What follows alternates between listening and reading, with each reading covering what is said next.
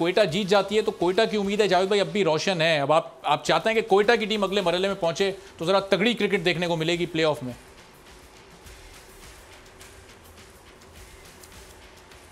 नहीं देखिए, जैसे आज कोयटा ने खेला ऐसे तो मैं समझता हूँ कि नहीं खेलना चाहिए कि आगे फाइनल कल तक कोयटा ने कल बड़ा खराब खेला है मुल्तान के खिलाफ इनका मैच। लाज़मी बात है कि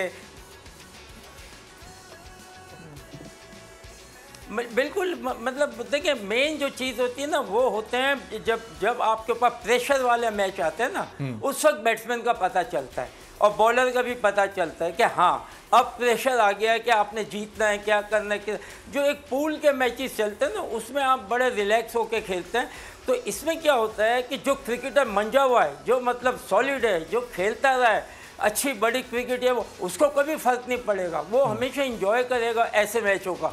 जितने बड़ा प्लेयर होता है वो हमेशा एंजॉय करता है। आप देखें दूसरी तरफ से रन्स के बिल्कुल के, विकेट बड़ी अच्छी थी, ऐसा कोई प्रॉब्लम नहीं था। मैं समझता हूँ कि इन्होंने सेकंड बैटिंग में जो नीचे आपने यानी कि आप जो अपना टारगेट था ना उस पर लाई नहीं। देखिए टारगेट कैसे होता है, आराम से भी खेलते हैं तो 6 का अगर रिक्वायर है तो अब 5-4 का आप लेके जाएं, एक रन बढ़ेगा ना, 10 ओवर में 10 रन बढ़ जाएंगे। वो फिर आप उसको काबू कर लेते हैं। अगर आप ये भी ना करें और आपकी विकेट गिरती जाएगी फिर आपके लिए बड़ा मुश्किल हो जाता है, क्योंकि आपके XYZ होते हैं एंड में 9, 10, 11, आप उनसे कुछ भी एक्सपेक्ट नहीं कर सकते और कर भी सकते।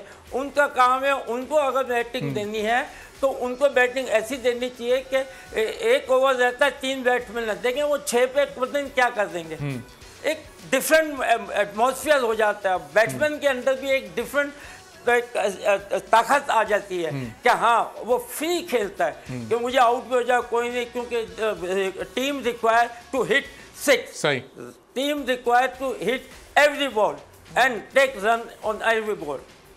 ठीक है, तो सब्सक्राइब करें और बेल दबाएं ताकि कोई खबर रह न जाए।